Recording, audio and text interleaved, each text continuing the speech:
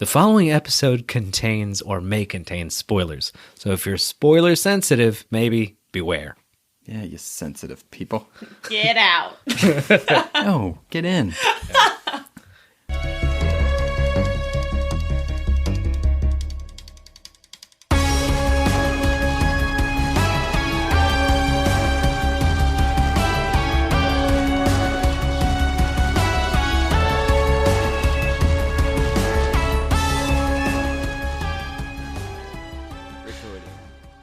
I was recording this whole time. Oh my God, Kayla. God damn You it. said go, and then I couldn't tell what was a joke.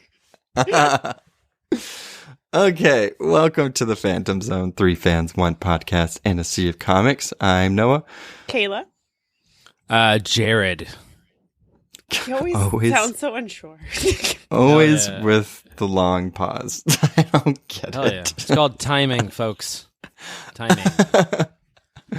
We're having a great morning. Jared doesn't have coffee. Kayla's spending all her money on camera stuff. Yep. Yep, and I'm tired. That's why I had to tired. contribute. Nice round out there. Thanks. So today we are getting back into our, I don't want to say like normal flow of episodes, but like doesn't have to do with movies or anything like that. We're going to talk about weaknesses in comics. Hell yeah. And this is one, again, we're finally getting to like the episodes that we wanted to do for a long time. Or they're just fun to talk about, like why we got into doing this in the first place. Because you can't have a superhero without a stupid ass weakness, right? That's not correct, Noah. No, you're wrong. Okay, at least like in the Golden Age. Like they had a lot of stupid weaknesses. Yeah, for sure. In the Golden Age, that's fair. Yeah. Yeah, these are in some sense like a trope or a relic of a bygone age. That is sort of true. But they have stuck with into contemporary comics, so I think that they're still pretty relevant.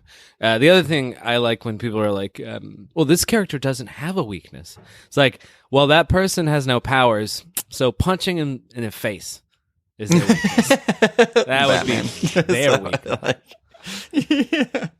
Yeah, I think that's a good thing to point out is like if they don't have powers or if they're just like an assassin or street level character, it's like their weakness is probably just the human body. Like, Yeah. That's like Well, they can all weaknesses are like loved ones, friends, Yeah, that's right.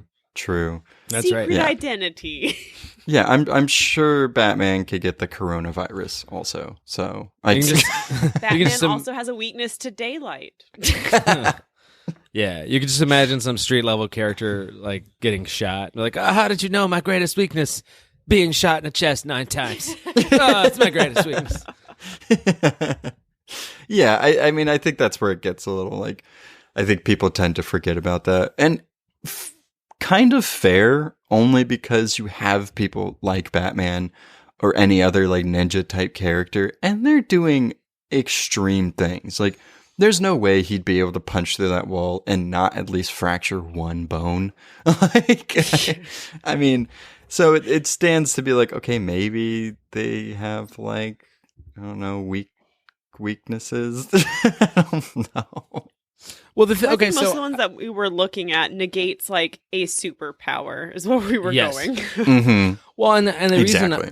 reason being, I think, is that like a lot. Where did these come from? I mean, so the paradigmatic example of weaknesses in comics is kryptonite, which is not real. I was disappointed when I was a child to find out that because Krypton is an element. And I was like, well, Krypton's an element, so Superman is real. Okay, excellent. I'll learn more later. Right. But it's not. But anyway, so yeah, and I think it's always important for people to sort of understand about this is that this comes out of a writerly perspective. Do you guys know the origin of kryptonite? The editorial origin of it? Does it have to do with like the Nazis or something? What doesn't? Russians. What doesn't? No, Yeah, no. that's what... No, it's it comes out of the radio program. Yeah, I didn't do a lot of research here, so you guys can look at it on your own time, listeners. But basically, I mean, they needed to take breaks or something like that, so they needed Superman to have a reason, like something that could hurt him. You know what I mean? Oh, interesting. But the point is that like it comes out of a kind of like editorial demand where they're like, well, we have to have a reason that this superpowered character, is in jeopardy.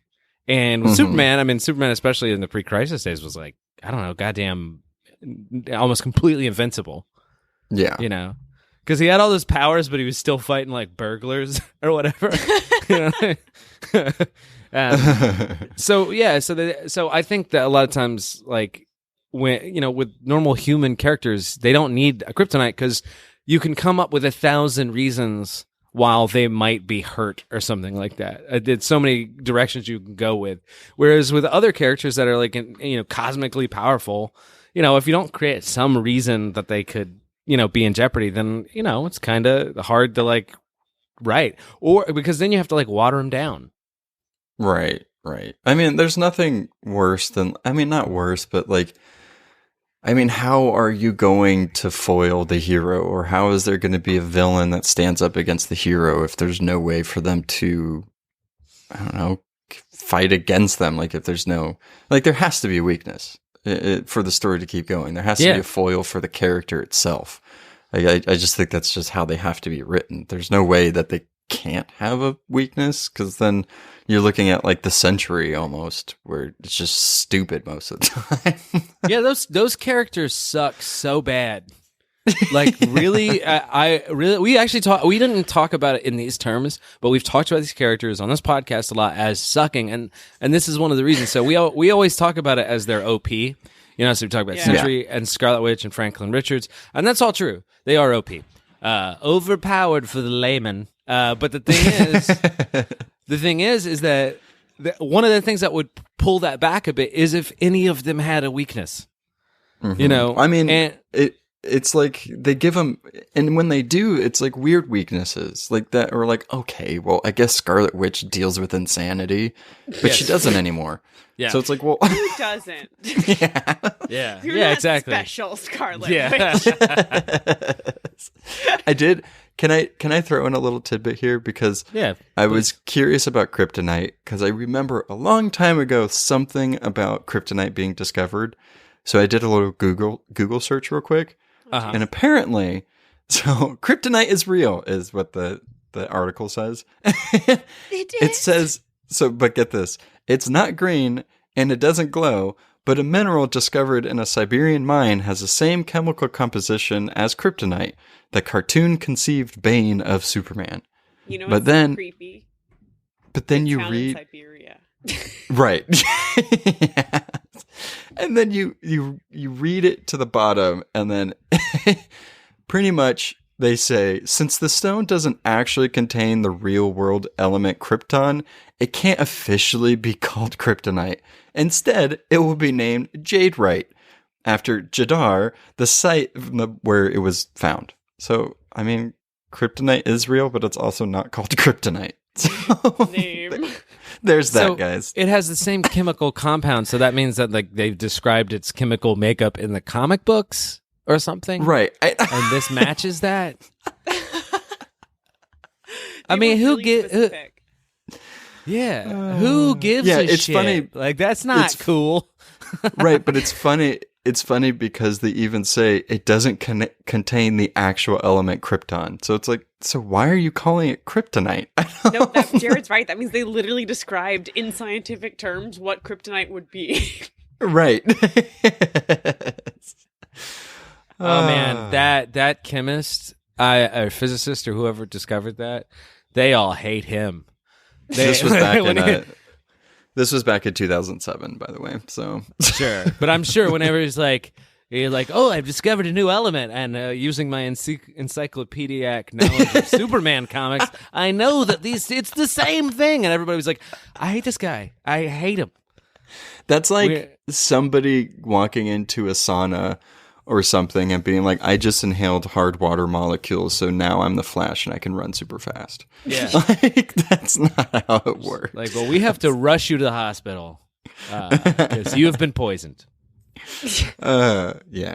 So, I mean, okay, back to what we were talking about. Sorry, I was really curious because I remember something being brought up sometime about kryptonite being real, but alas, I am foiled, just like Superman with kryptonite, and it wasn't real. So, well, I before we leave kryptonite, because I mean we're gonna talk about some other stuff, obviously, but I also think there's something really cool about it in that, like, there are weaknesses that other characters have that are, some are more specific, some are a little bit more conceptual. Like you sort of mentioned, Kayla, about like Scarlet Witch she has a weakness. She's crazy, right? So that's like something.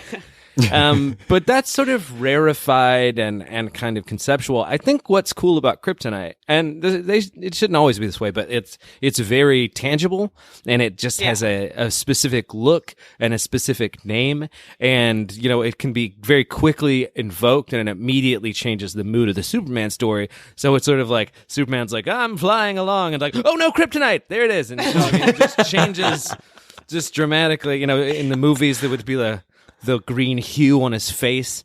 Yeah. That's the noise that and it would make comes that out sound, of course. Yeah. Superman was doing that with his mouth, by the way.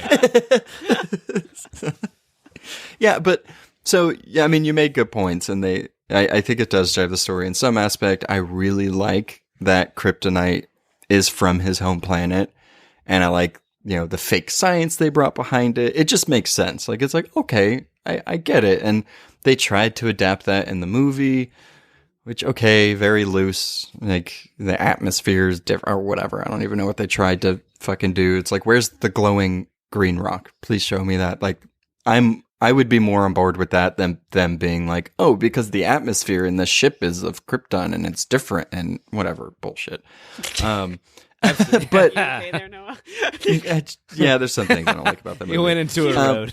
Yeah, that's but so what I was trying to get to is that I think sometimes they go too far with weaknesses. So would you say that the kryptonite that they made afterwards, like the yellow and the red and the blue, like, is that worth it? Or is that just something that kind of comes along with weaknesses? Or is Superman just one of those like unique cases where, because there's different minerals on his planet, that they're gonna interact with him different? Like, I don't know. I mean, no, that is a very interesting question. I have a lot of opinions, but I want Kayla.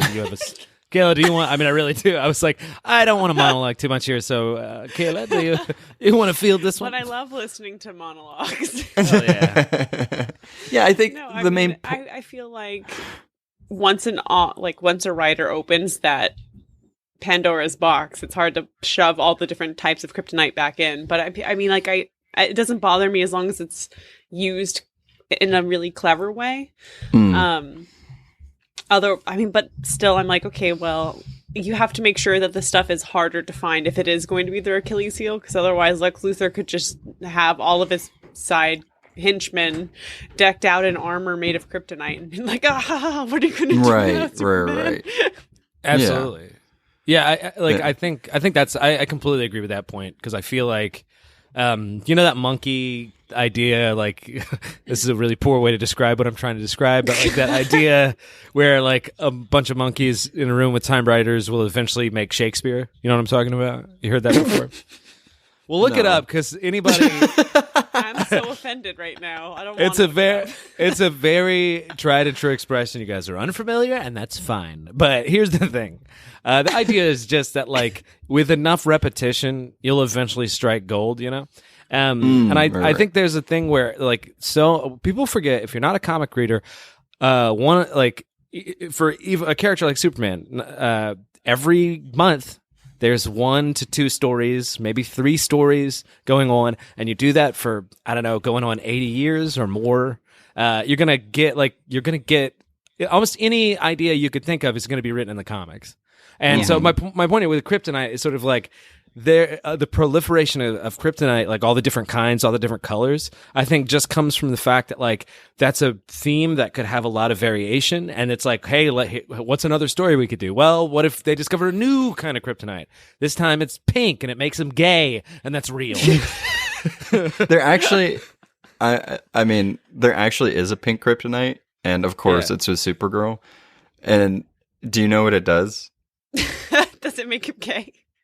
No, yes, yeah, it does make him gay. Yeah, that's what I was serious. I mean, I don't. It's so stupid. Here's the other thing that's peculiar about Superman. And after this, I do want to widen our scope to other characters and stuff like that. But I think it's funny. Right. There's almost this meta level with his weaknesses, which is Superman is more than most characters known for his weaknesses. And so once a character gets known for something and then new writers tackle them, they want to talk about that more. They want to explore that theme, right? Right. And so it's like sort of like Superman swooping in and saving a falling person, like Lois especially. Every character that can fly can do that, but it happens in Superman comics all the time because that's like a motif, right? So similarly, Superman not only is allergic to kryptonite, he also has more other weaknesses than almost any other character. So you guys are familiar with the magic weakness with Superman? Yeah. Which I feel like people are going to cringe at because for some reason people don't consider that a weakness, which I think is insane because he's vulnerable to magic. I don't know. Like, what else do you need? Kind of dumb. I agree. It is kind of dumb. I mean, the thing is that like I don't think it makes a lot of sense in concept, but the problem is in terms of continuity, it's just happened so many times that you kind of have to be like, okay, until this gets retconned, this is just kind of a thing for that character. But also, and I feel like go ahead. It kind of, I mean, bodes well for magic users though, especially like Shazam and other characters. So I mean, I don't know. I feel like a lot, especially with Superman, I feel like a lot of his weaknesses were derived kind of like what you guys were talking about is, okay, we want to write the story. How do we make it make sense? Like, how is this character going to be able to stand up against Superman? Oh, because of magic. Oh, well, he also has a weakness to magic because it's not of this world or whatever. So I don't know. I think it's fine. I don't mind his magic weakness. Well, here's and I don't hate it, but I think that compared to Kryptonite, there's another one to mention, which is he's allergic. Again, it's so weird to say it like this, but like to red sun energy. Like right. See, I like that one too because it's more of a concrete, tangible thing as opposed to I think magic is a very flexible weakness, so it works in stories that you don't have to keep bringing up kryptonite or red sunbeams. But right. The mechanics of that doesn't make that much sense either, or at least it's inconsistent. So like this is gonna get dorky real quick, but we're on a comic book. I know, but this is, you'll see what I mean. There are levels, but so Wonder Woman had a magic dagger in a comic book, and she cut him. She could just instantly cut him like it was, like he had no invulnerability. But then other times, like characters that are infused with magic punch him, and it doesn't just crush his face. Right. So it's sort of like, I mean, again, this is all just writing devices, but in terms of like, and I think Kayla, you'll appreciate this. It does create a kind of internal logic that kind of takes you out of it. Where it's like, okay, is it only blasty stuff? If it's only magic blasts that hurt him? And that's a good point too, because in New 52, I don't know if you remember, it was at the time, one of the most like circulated images of Superman. It was in the Justice League, and they all fight Cheetah. And at that time, and kind of currently, but it's still very weird, since Cheetah became Cheetah through magic, she's technically a magical being, therefore her claws are. Yeah. And at that time, during New 52, if she had this venom or this poison that she could put into people. And so she fought Superman, and she turned Superman into a crazed cheetah Superman. Because she was able to pierce his skin. It's odd that they kind of go back and forth between like, even the characters that have a weakness towards that character, if it will work in the same way or not. Well, it makes a lot of sense, though, because cheetahs are poisonous. Everybody knows that. Like, cheetahs run right. The two things, like venomous cheetah. Yeah, exactly. A lot of times you'll get bit by a cheetah, and you're like, oh, I got to get to a hospital. But then the cheetah's so fast, you can pay the cheetah to run you to a hospital, so it's fine. So that's why it doesn't come up on. But, okay, sorry. But here's the thing. But I do want to say, because I think this will sort of tie into like moving on to other sort of characters. Again, Superman's just such the good example here. I think the other reason the magic weakness doesn't work for me in the way the other two is that it's just random in reference to his character concept. Right. So you look at Kryptonite, and you mentioned this earlier. I think it's super cool. So Superman comes from a dying world, and the only thing connected to him and that world is this mineral that would kill him, right? So it's a beautifully sort of almost circular concept, right? Mm-hmm.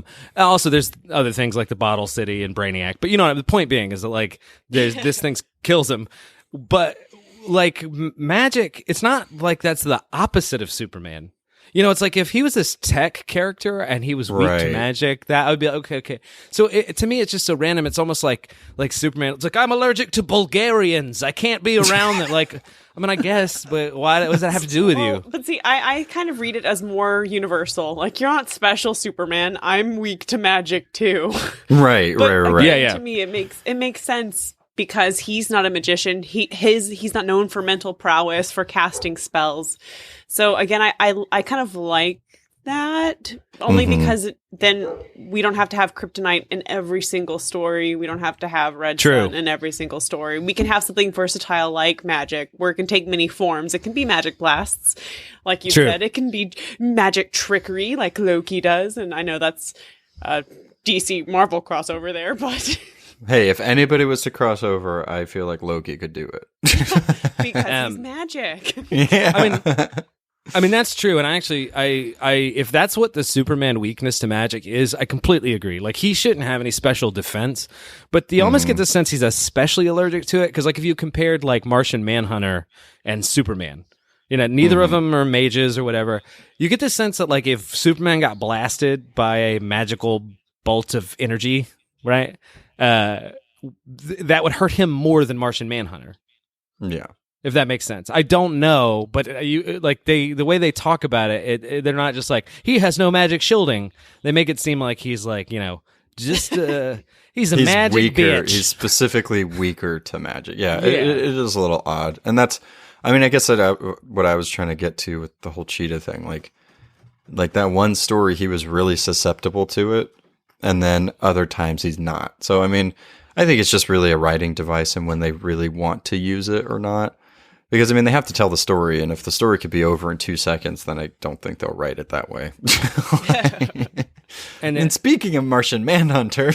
Yes. Talk about his fucking weakness. God. Yeah. No. Okay, so I'm glad you mentioned this, because there are some weaknesses in comic books that people point to as like, that's silly. But I actually... This one I love for a couple reasons. One is that Martian Manhunter is insanely powerful. Right. Like and if you don't read the comics, a lot of times it's easy to forget, because thematically he ends up being like Superman's fucking understudy or something like that, But even if he's a little bit less strong, a little bit less fast, a little bit less durable than Superman, he has like 19 other powers. He's definitely less tangible. Yeah, well, exactly. Oh my he God, can. I hate you. Yeah, no, for sure. You should hate him, right? Deeply hate him. But anyway, but no, I mean, Martian Manhunter can move through while he's intangible, like Noah's referring to. He can become invisible. He has telekinesis. He's one of the Shape-shifting. He's a shapeshifter of the highest order. He's one of the most powerful telepaths on DC's universe. He's brave. He's awesome. He's a total package. Do? Exactly. He can't be around fire. That's exactly He it. wants to date John. Yeah, he's sweet. He's considerate. He's known to be dreamy. He's extra dreamy. But I mean, he can change himself into anything he wants, so he can be as dreamy as he wants. Yeah, but so I actually love that they've created this character that has like every power. Oh, he's got Martian vision. Forgot that. Anyway, oh my God, we're talking about weaknesses, not powers. But I'm not. This is a setup, right? Because the idea that he's got a weakness to this incredibly common phenomenon. I saw it's not I guess fire is not a substance, but it's activity or something like that. That's a cool dynamic, and that makes a lot of sense. And from a writerly standpoint, you need it because otherwise you have to constantly explain like, why didn't John use this power? Why didn't he use that power? Right.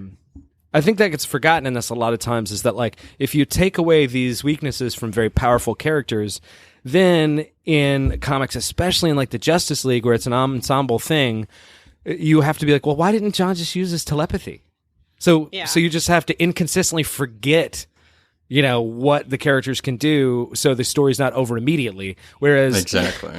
Yeah, whereas like why doesn't the Flash just run really fast and save everyone?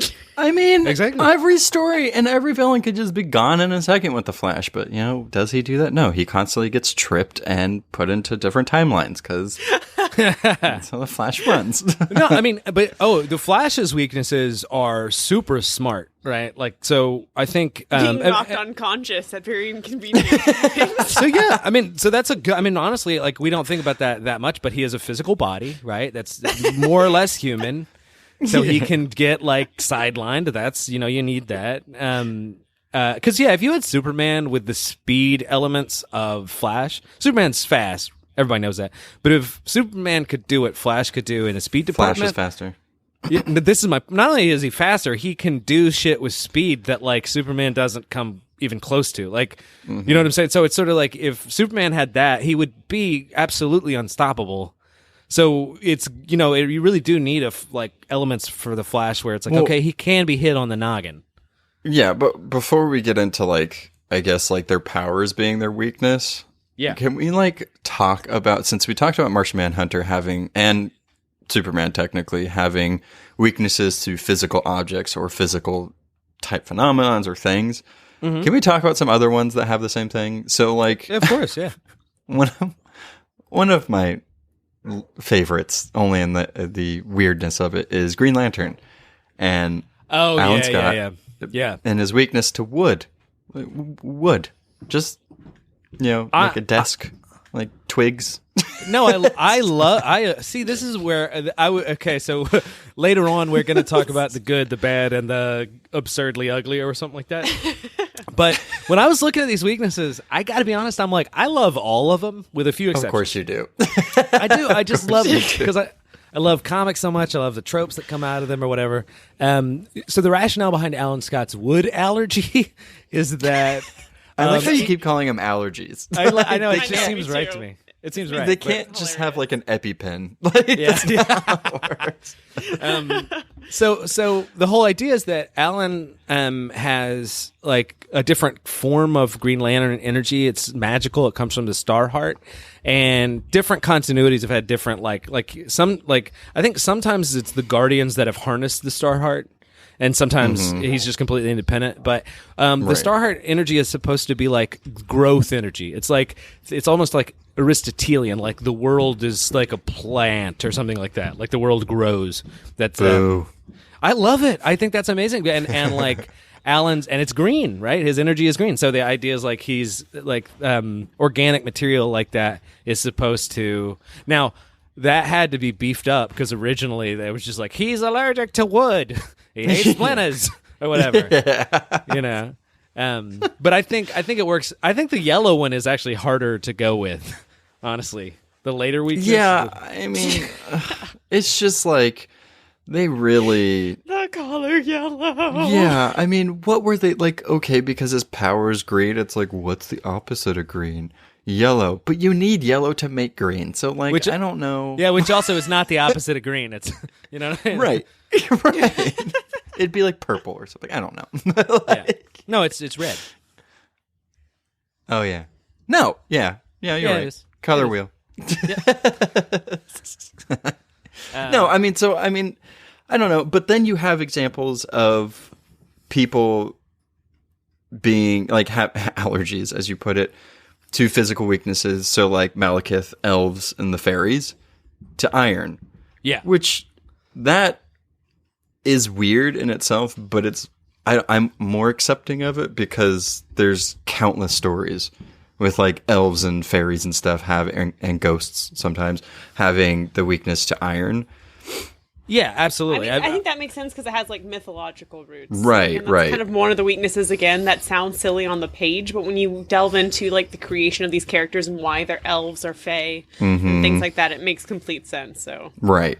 Yeah, I completely agree. I wanted to mention with like Green Lantern, the yellow thing. It's a good example of how like they've taken a silly thing from the the 60s, which I think was just a very simple like Kirby-esque decision of like, well, his powers were green. What if another color hurt him? You know what I mean? Like it was just like pretty easy kind of thing. And then Jeff Johns goes back and creates an entire mythology of like why yellow is bad because it's connected to fear, which has always been like the foil to Green Lantern. So I do think that's kind of cool.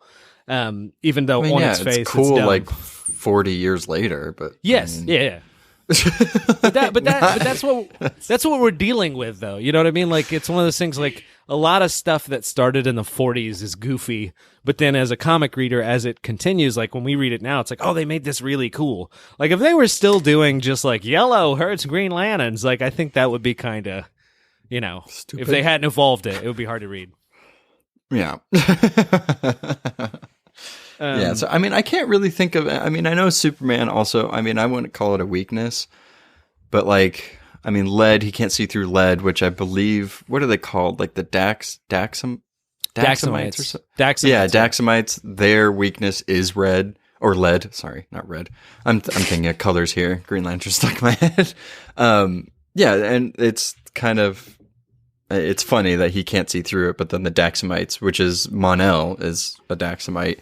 Yep. Their weakness is red, so that's another like physical object. A lot of like wood and metal based allergies you got going on. Yeah, materials are like an easy one to do. You know what I mean? Just throw it at them. Yeah. Well, I know it is funny because like when they do the whole like oh, he's allergic. I keep saying allergic. His weakness is lead. It's like, yeah, me too. Also me. Yeah, I mean, and iron. I don't like. We're all allergic to those. Yeah, exactly. Well, yeah, I guess iron in the more with directions. An iron crowbar. Right.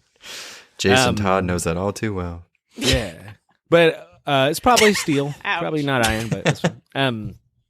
But no, maybe it is cast iron. I think the crowbar. Anyway, who knows where the Joker shops for his crowbars? That's probably true. Amazon. I don't know. That's very true. But actually, this idea of like, okay, Daxamites have a weakness to lead. That does happen in comics frequently, where somebody's weakness will just be like a normal human weakness. It's just not particularly thought through. Aquaman has a weakness to dehydration. Does people like to mention some of that? And I always want to be like, yeah, you know who else does? All people. All life forms that needs water. All of it. And that's, as an Aquaman fan, like Aquaman just always gets like misunderstood and misdescribed by people that don't know the comics. So it'd be like, it's like, yeah, but he can go way further without water than people can. Right. You know what I mean? Right. Like, so it's, I mean, I don't want to overly defend him. It's like, it does make sense. There are plenty of things where he's a desert and he loses a lot of power because he isn't connected to water for days on end, but yeah. Right. But I think that's where like the distinction needs to come in with a lot of these like ones that we're talking about with, actual physical objects. Oh, Kayla again. Hold on. Let me write this time down. Hello? Jared was disconnected. Kayla, you were disconnected, and then Jared was. Can you still hear me? I can hear you. Oh no. Let me get him back on the phone. Hold on.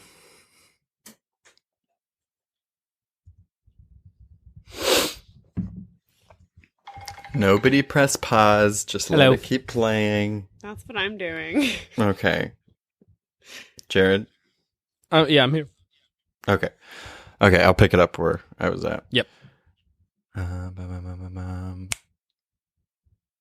Yeah, so like with Aquaman though, I think even though yes, all water-based life forms or just life forms in general need water and dehydration is a weakness to them, I think the only thing that it could just be distinguished is like, oh, he just can't use his powers. Yeah. I mean, he'll probably die if he keeps going without water, but like he just can't use his powers. Like his powers he needs to be like he needs a lot of Gatorade and like electrolytes and stuff to be able to use his powers. Like, Yeah, he needs what plants crave. He needs water. right. Everything goes back to plants. And so I think another good like little mini category, and of course we're not just yet getting into like our good, bad, and absurd or whatever. Yeah. But I think another like category to think about is so their powers being their weakness in a way. So like we had just mentioned like the Flash. So the Flash, his weakness, like he runs too fast. We've all seen what happens when he runs too fast. He fucks everything up. Timeline. Yeah. Again. He fucks everything up. Or like if some of our listeners or more know the Justice League animated show more, you know, the end of Wally West, whenever that finale or whatever, whenever he takes out Lex and Brainiac, he goes so fast that he just pretty much erases himself and puts himself into the Speed Force essentially. Yeah. Because he's so mad. So inconvenient. I mean, it really is, but it goes to show that one, he's super powerful. Two, he has to always be conscious of how he's using his powers, because if he overuses them or if he runs too fast in the street, everybody's going to die around him. He's just going to incinerate everybody. Like, I do love that there's a time travel element to this on accident. Like he could run so fast. Like he's like, oh my God, I gotta stop Mongol. And he's like, run. It's like, fuck, pirates. Shit. No, I'm 5,000 years in the future. yeah. Right. Yeah, so, and then you have other characters. So I think another one would be the Hulk. Like, he gets too mad or not mad enough. It's a weakness. Yeah. I mean, like, there's a weakness in like the fact that if he gets too mad, he gets stronger for sure, but he gets less smart, obviously, right? So it's like because he's filled with rage, so he actually kind of like almost strengthens his way out of being a hero. You know, he doesn't necessarily become a villain, but he can't really save the day. When it's like, well, I guess he's going to destroy North America now. Great, I guess that'll help. There goes Manhattan. Yeah. Right. Yeah. So I mean, I think they go hand in hand. At least like those two examples. I mean, because Juggernaut necessarily his is like psychic crap. Just like everybody fucking else. That doesn't even count as a weakness. No, but I think Juggernaut's a good example because he and Magneto both do this thing where they have like helmets that prevent them from being psychically attacked, which makes sense because it connects directly to their hero, which is like Professor X. Well, the X-Men generally, but specifically him. So I actually like those weaknesses. I mean, I wouldn't even consider that a weakness, though. It's just everybody's weak to that, except for Jean Grey and agreed. No. I guess what I mean is it's a weakness relative to the rest of their powers. Oh, so like their rogues gallery or their hero or villain or whatever. Well. Also, I just mean relative to the fact they're almost invulnerable in every other way. So it's very similar to Superman and Magic, where we're saying it's like it's not everybody's vulnerable to getting blasted by Dr. Fate, but right. Superman, he normally would be more invulnerable, but that actually does affect him. I think it's sort of similar with those characters. Before we moved on, though, I actually think there's a kind of weakness to sort of just touch on briefly with the Hulk, which is also like he can turn into Banner, and there are all sort of circumstances that happens, and that like Thor and Shazam, aka Captain Marvel, have that as well, and they've always like this has been a really popular trope, which is they're ultra powerful superhero, but they have this accidental ability sometimes to revert to like a weak, feeble character. Right. What's another character that's like that? I don't know why I can't think of. Good. I mean, all the Hulks, technically. But, all the Hulk. Well, yeah. Well, you can even stretch it to Batman because if Bruce Wayne is kidnapped, he can't ninja his way out of there. Secret identity. Very true. Clark Kent can't stop like punched through walls if the Daily Planet's taken over by creepy, terrible terrorists. Yeah, I like how Batman's weakness is protecting his Playboy identity. So yeah. Daylight. Don't forget daytime. Yeah, and daylight. and being connected to others. That's a intimacy. That's a fear he's got.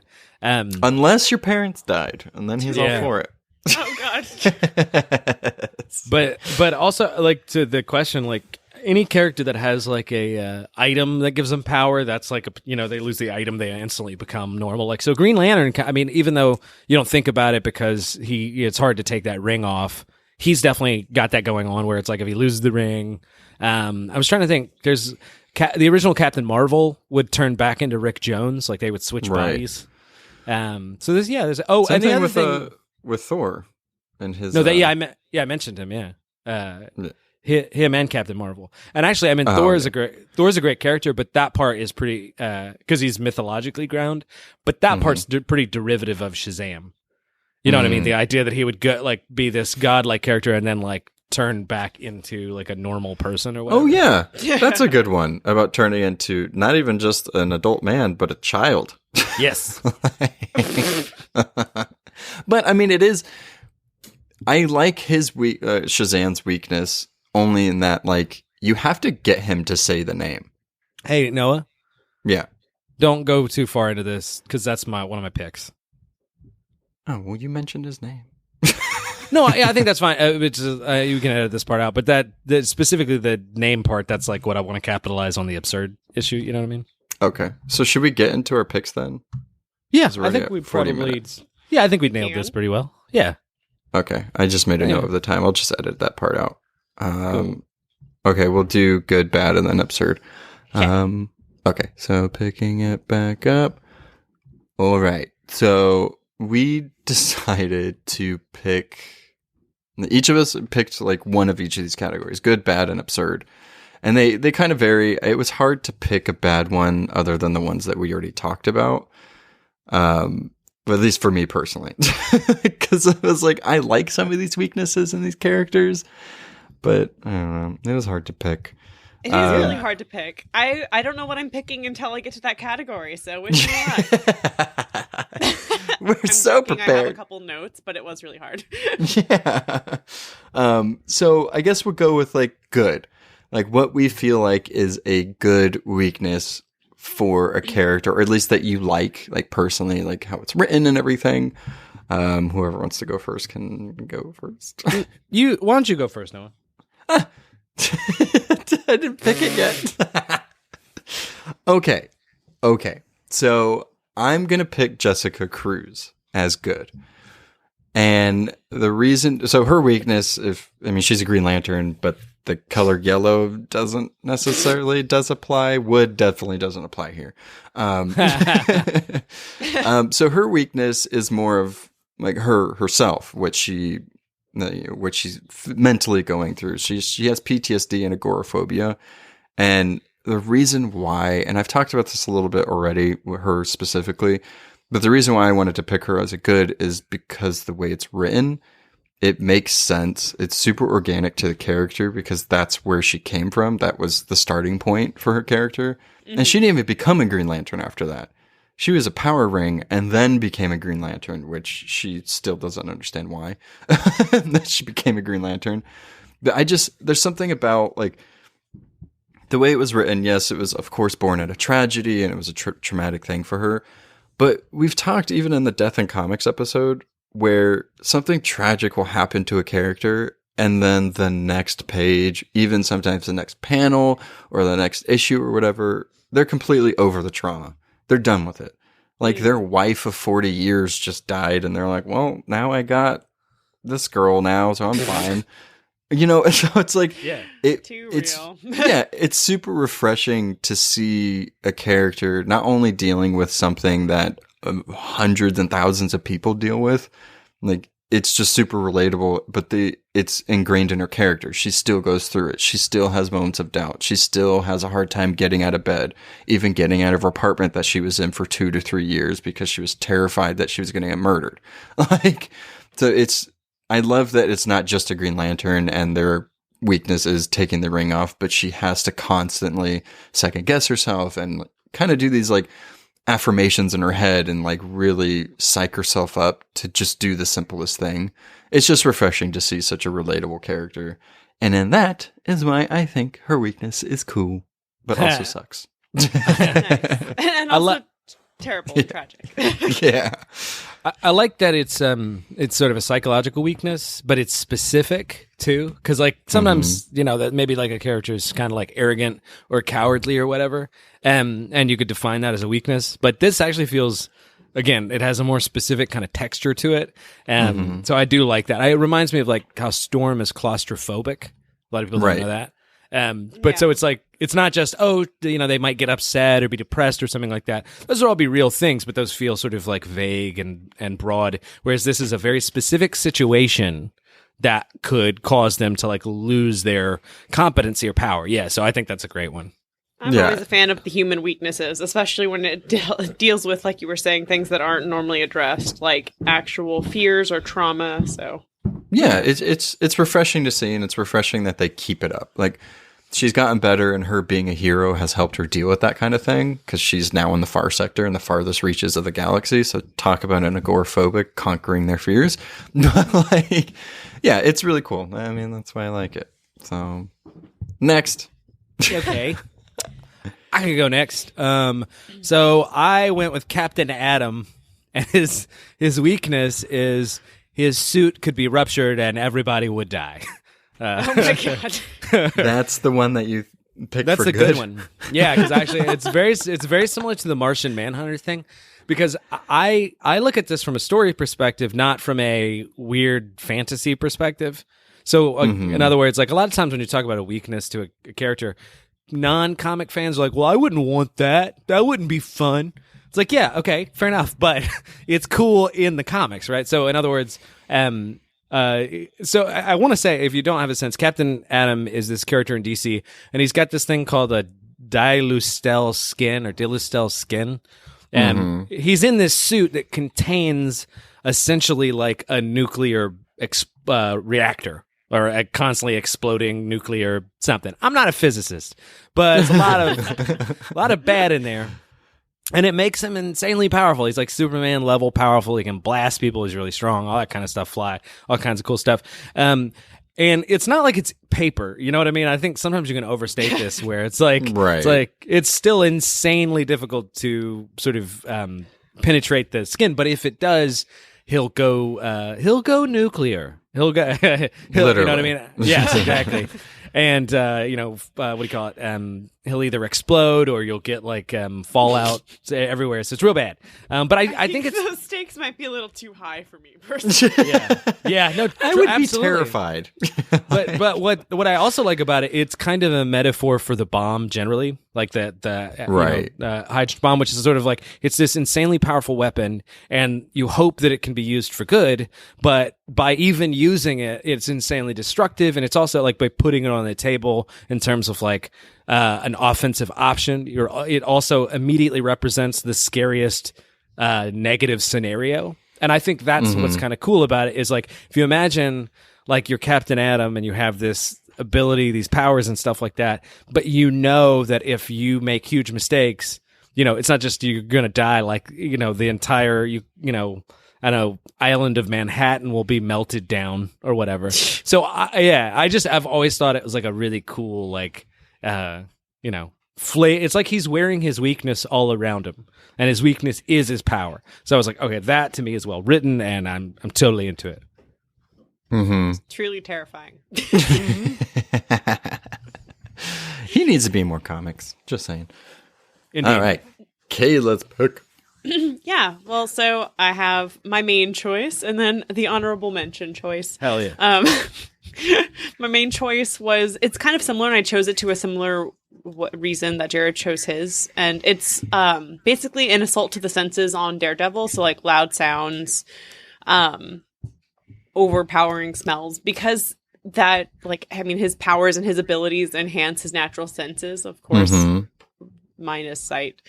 I just think it's interesting that what makes them powerful and superheroes could be turned against them. And like Jared was saying, to me, it's kind of like good writing. It's not a metaphor for the atomic or hydrogen bomb, but But I mean, it's something as simple as like he gets hit in the face and he has a concussion, messes up his like sonar abilities, and now he doesn't know where the door is, so he can't jump or escape or flee or things like that. I think make more sense. And again, it's kind of grounded in the human element, and it also just kind of takes their powers and uses it against them in a way that makes sense. And you don't have to be like, okay, but why is he allergic to wood though? Yeah. Yeah. Can somebody explain this?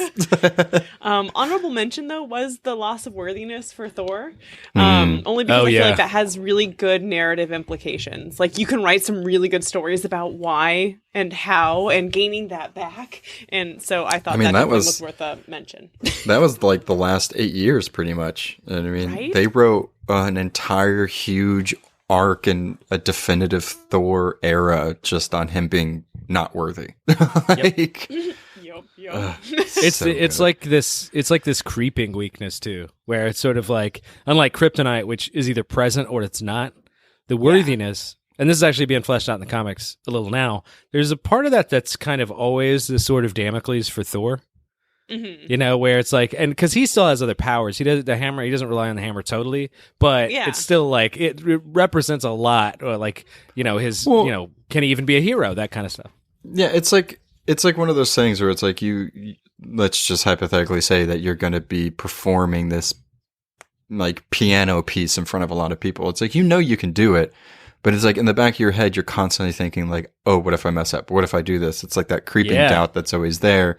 And that in turn can actually just fuck you over, because then you just unfocus and you fuck up. That's so smart, because I never thought about thinking of Thor's worthiness weakness like it's a issue of performance anxiety. Yeah. That's actually, it's pretty true. I mean, in the whole unworthy part with him, it was just like, stop crying about, like, he would be upset that he wasn't worthy and like would just be fine with it and just be a drunk whatever. And it's like, just work toward, like, psych yourself back up, man. Like, get back, go back out there. Like, come on. Yeah. Okay, so now we're going into the bad. The bad. And mine, so I could not think of a bad one, so I had to go deep into the vault of comics. Oh, God. To find it. Oh, I can't wait. And as soon as I was like sitting there thinking about what I was going to write, it immediately clicked in my head. So Wonder Woman, and it's not going to be the piercing objects or bullets or anything like that. It's what her original creator believed would be a great weakness for her. So I don't know if you know, but the original creator believed that bondage was key to a healthy relationship. He's a very odd person, this guy, and so he tried to include it in his comic as much as possible. And what he did is that he made it to where Wonder Woman's amazing powers were rendered completely useless if her hands were bound by a man. It's so bad. I feel sick just thinking about it. Like, I love that. Are you guys crazy? That's awesome. Shut up. Okay, go ahead. I know you're kidding. Let me read you this panel that I found with her after her hands were bound. So this is, and I quote from Wonder Woman herself, i.e. by writing from a man. "My strength is gone. It is Aphrodite's law. When an Amazon girl permits a man," in all bold, "to chain her bracelets of submission together, she becomes weak as other women in a man's ruled world. Poor Steve, I've failed him again." Yeah. That's a lot. Yeah, and so this was for 40 years that this weakness was in play. It wasn't until the 80s that they decided to completely get rid of all that crap. But they did keep one thing. And this is one thing that I can see that this was a better translation of that. Her bracelets, her bracers, the bracelets of submission or whatever, if they're taken off, she goes into an uncontrollable rage. So the bracers are the things that actually keep her, I don't know, below Scarlet Witch level insanity. And like keep her in her mind. Because if you read Justice League Dark, whenever she gets the crown and her bracers come off, she becomes this deity of insane rage and power and stuff like that. So that's cool. But having a man, and it only works if a man does it, by the way. So a man has to bind her, and then she's rendered completely useless. I honestly love that weakness. I really do. I'm not joking. Why? But not because it's. I think it's easy to misinterpret, or at least there is a feminist undercurrent. No, I'm serious. Like the idea again. Consider in the 40s, we weren't talking about misogyny. Like we weren't talking about women being bound by men. As a matter of fact, there's this idea that like if you have a kind of system of oppression, you can't point to it as a system of oppression because that spoils the whole game. It creates a moral category of wrongness or something like that. So what I was saying is like the idea that her weakness is being bound by men, I think was meant to draw attention to the fact that like, look, this is what men do to women. This is a sort of thing like that. So I'm not saying that I don't like this weakness totally. I'm glad it's gone. But I think there's this anachronistic way of looking at that weakness like it was about women should be bound. Because consider the fact that the theme underlying this is that it was bad that they would do that. So yeah, right. actually. But when you look at the guy that created it and his reasonings behind it, and then also saying well, that he was a sex freak. Yeah. Yeah. And by taking off her bracers that were put on by a man, that a woman would go insane and she's going berserk, kind of goes back into the whole hysteria thing. It's not a good look. Is that the new thing though? Isn't the whole taking? No, that was then too. Like they've kept that weakness to this day, but the whole like a man binding her completely renders her useless is gone. But that weakness of binding her was in comics for like 40 years. Well, for sure on that. What I'm saying, the idea that if you take the braces off, she goes insane, that's old too? Yes, it's old and it's new. Like they brought it back recently. It's never gone away, Jared. I don't know what to tell you. Like, why are you making this difficult? I don't know. No, I'm not making it difficult. What I'm saying is like I was aware of the piercing. You can edit this shit out. I don't care. But what I was, I didn't realize if she lost her bracers, she would go crazy and powerful. I thought that was a relatively new phenomenon in the comics. No, it's been around for a long time. Like they ignored a lot of it during the 80s, but in like the 70s and 60s and stuff, that was around. That's crazy. Yeah. That is crazy. Yep, it's still around.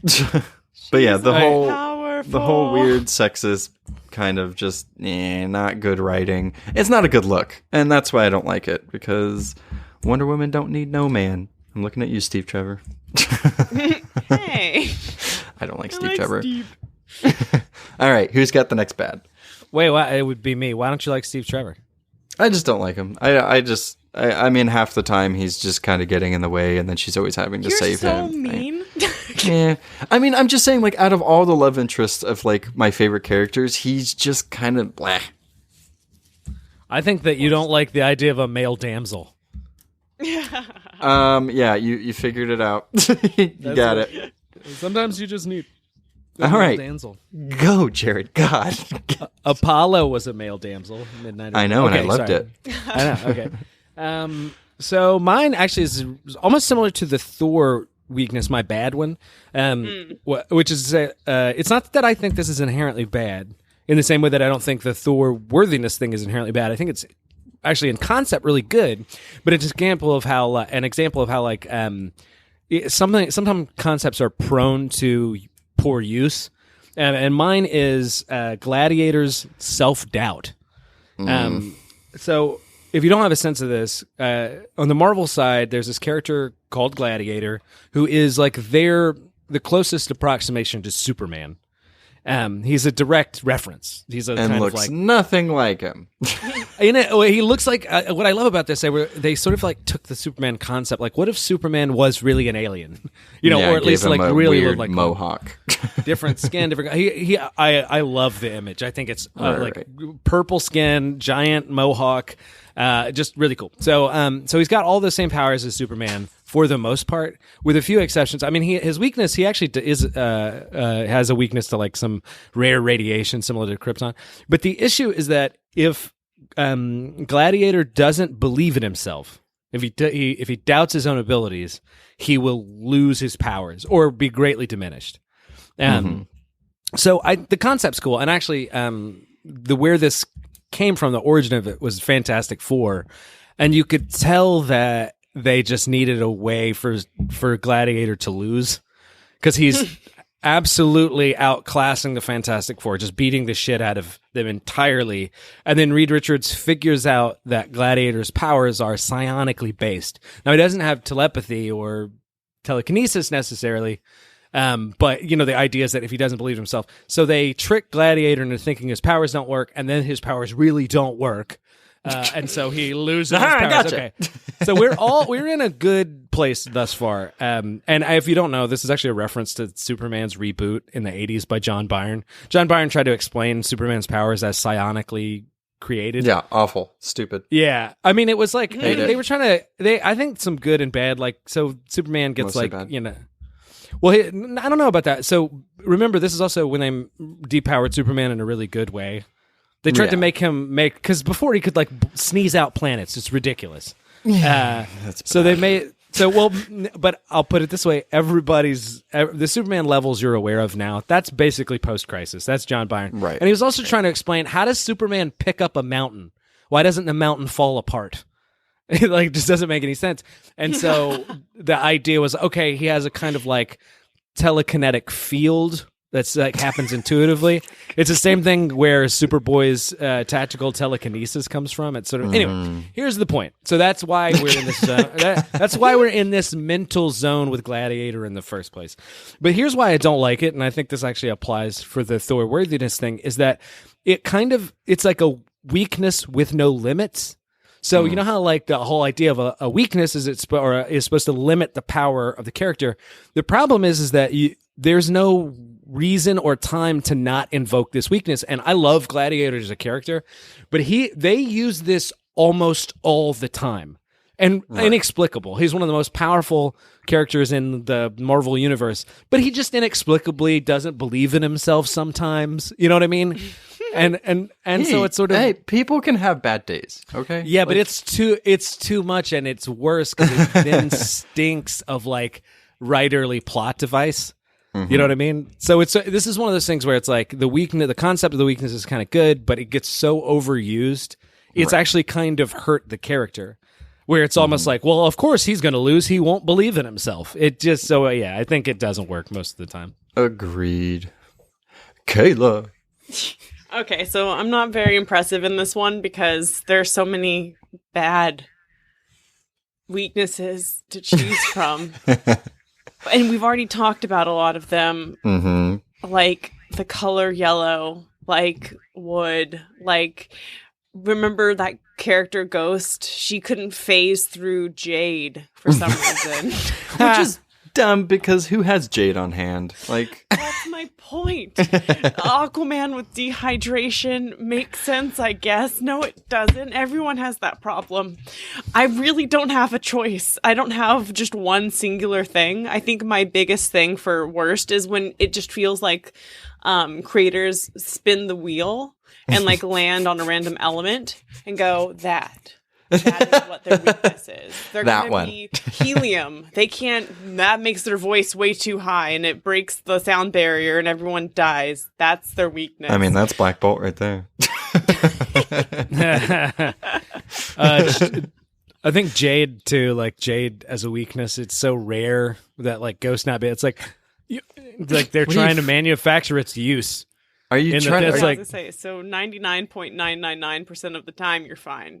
Yeah, it's like, are you going to fight them in the Smithsonian? Just don't. Like, then you'll be fine. If that character came from the 60s, like every fourth issue would be like, oh no, another wall of Jade. I hate when I encounter Jade walls.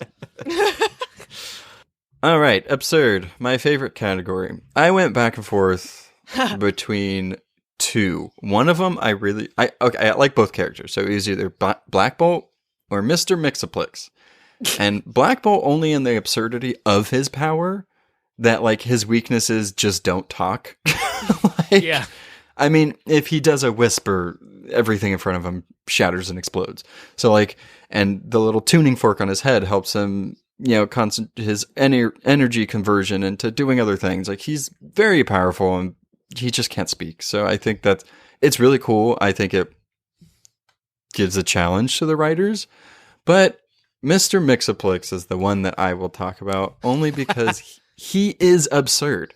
He's just the most absurd character. I like, it's even hard to talk about his weakness being the absurd thing when everything else about him is just as absurd. So he's a fifth dimension Keebler elf. I mean, that's the best way I could describe him. Like, and he could just do anything. He can alter reality. He can shapeshift. He can become a completely different person. He can change reality. I know there was Empire Joker, that whole storyline where Joker got his powers, which was terrifying, and Joker changed all of reality. It's insane. So his weakness is you gotta have him say his name backwards.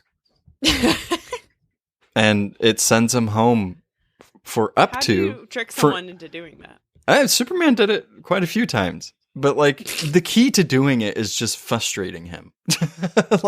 or having him spell something and be like, okay, how do you say the first letters of each thing that you just spelled? You know what? It's you have to outsmart him, which I guess Superman is smart enough to do that most of the time. But I think the funniest thing about his weakness is when he says his name backwards, he gets sent back home to the fifth dimension for a minimum of 90 days. And that's it. And then he's free to come back, and It's kind of a probationary deal. yeah. But the funny thing about there's a specific time frame. But the funny thing about it is like it's not even necessarily a weakness. He put that in place himself. Why? Yeah. Because he's insane. Well, he's if you don't read comics, like if you're a listener, Q from Star Trek is very similar to this character, where the idea is they're not really evil, they're just mischievous and they're game playing.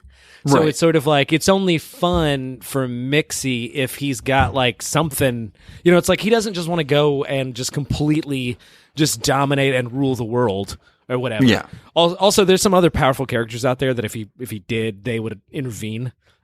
But so I think it's way more like it's like why do you when you play a game you impose the rules like if you connect 4 then you win or whatever. I think he's up to a very similar thing. Yeah, I just think it's funny that like every time, because most of the time, like especially if you've seen it in the Superman animated show, he comes to Superman and he's like, Lois will not be a clown anymore if you do this, but if you can do this, I'll go back home for 90 days. It's like you always put that in place, Mixaplex, and then you always get mad whenever it gets foiled. His greatest weakness is being voiced by Gilbert Gottfried. Oh my God, that would be. I can't. I love every time I Gilbert read so him much. now. Every time I read him now, that's all I hear. That's great. And then one more absurd thing about him is in the animated show and sometimes in the comics, he has a wife, by the way. He literally looks like a Keebler elf. And his wife is like, I mean, in cartoon standards, very attractive and very like put together and like this otherworldly being. And it's like, what the fuck is happening? He is the Dennis Kucinich of DC Comics. Okay, that's my absurd one. Not only for his weakness, but also for him himself. So, all right, go, Jared, go. Okay, so your pick was absurd. That's what we were asked to do. Like, what's the silliest, the most absurd, most ridiculous, ludicrous, all those other synonyms. But here's the thing about yours, and it's totally fair game. But it's like it's kind of supposed to be like Right. He's an absurd.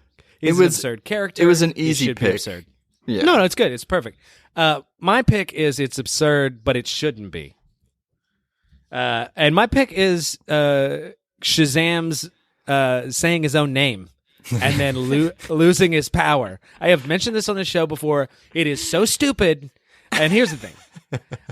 It's not We that kind he of picked the same thing. Yeah, because exactly. Mine was very word related as well. And here's why. This is all legalistic. This was not a problem forever because his name used to be Captain Marvel, and when he would say Shazam, he was invoking the wizard that infused him with power. So it was sort of like a light switch. He was like, "Hey, turn that off, turn that on." He was like the clapper, but with the name of the wizard. Okay, great, perfect. But when they changed it to be, I guess, less confusing, which ended up that never works. Anytime they're like, we want to make it less confusing, so we're going to convolute the shit out of it. Now his name is Shazam, but he can't say his own goddamn name. So again, I've mentioned this before. If somebody's like, "Oh, you saved us. What do we call you?" and he just has to be like, "Bye," and then leave. Or he just says Billy. Yeah. Or he says his own name, which is like, "My name is Billy, and here's my address. My social security number is this. You might need that." It's ridiculous, and it just doesn't like it. And he doesn't look at Shazam. It's dumb. You gotta love him, though. Yeah. I do love it. It's just I think because of this weird history, he's found himself in this convoluted place. And in his comic, I'm reading it right now. It is so good. It's Jeff Johns is writing it, so no surprise there. But he also doesn't. They don't say his name much, like just generally. No, yeah, not at all. You know what I mean? Yeah. So I think that is absurd. Good pick. Yes. And last, but certainly not least, but probably as absurd, Kayla. So I actually love this because it's very poetic, but it's that evil sows the seeds of its own destruction, right? So I chose like characters like Lex Luthor and Dr. Doom with their like arrogance and pride and hubris leading to their downfall. And I don't know, part of me thinks it's a little absurd because they're supposed to be prided on their intelligence. And yet... What do you mean I overreached? Yeah, exactly. What do you mean my methodical plan didn't work because I wanted to go ha ha ha and monologue? Right. But like I said, I actually really like these types of weaknesses anyway, because I honestly don't know how else. Like, Lex Luthor should have ruled the world 7,000 times by now if it wasn't for Lex Luthor getting in his own way. Yeah. And again, I feel like there's this poetic sense of these arrogant people and why, like, it also goes to show, like, it's not only the hero stopping them, but, like, they couldn't handle the power because... Because look at them. they're these characters that like I'm like, man, he needs to like get therapy. He needs therapy. Because the thing is that with like Dr. Doom, and Lex is the same thing. Dr. Doom's easier to point to. It's like, okay, so you are the monarch of a country. You own the country. You do whatever you want, and you're not happy. So, and also he's a master sorcerer. Like yes, yeah. So it's like if you already are the king of this place and you're not happy, maybe if you get ultimate power, you're still not gonna be happy. Maybe what you need to like deal with is what's inside. Maybe that's what it is. Character flaws, man. Really work on yourself. I like how most of those people that get these two specifically that get upset with, I mean, the general public. Ultimately, or just people in general or other heroes, it's like I want to like give myself more responsibility and more work, and it's like that never works out. Like, why just juggle one thing at a time, which is your own mental health, and then like go to world domination. Okay, a couple of things. Juggling one thing is not juggling; it's just throwing something up in your I hand. know that's the point. That's the point. I'm just playing. I know, correct. And so but I think what Kayla said is that's a good way to say it. But that's a good way to say it because it's like that should be like if we write a book. Like a coffee table book, this podcast, which we should. I think that would that would be a good like tag, like, or a good lesson, like, which is like try to work on yourself before you conquer the world. That's Juggle only one thing at a time. Yeah, it's just a picture of Noah throwing an apple in the air. I'm juggling. This is me juggling. Hey, leave me alone. Okay, so I mean this was a fun episode. Hope you enjoyed it, the listener. No comic book recommendation this week, only because we threw a lot at you, and you could really just pick up any of the stories that we talked about. But we want you to recommend something, one of your favorite stories, one of your favorite episodes, that has to do with weaknesses, the absurd, the bad, the really good, whichever one you want. Yeah, I mean, so we're leaving the recommendations up to you this week. Yeah, we gotta leave it here because of one of my weaknesses, having to pee. All right. Thanks, guys. Thanks, guys. Thank you, guys. Thanks for listening. Follow us on Facebook, Instagram, or Twitter at The Phantom Zone Pod for more podcast updates.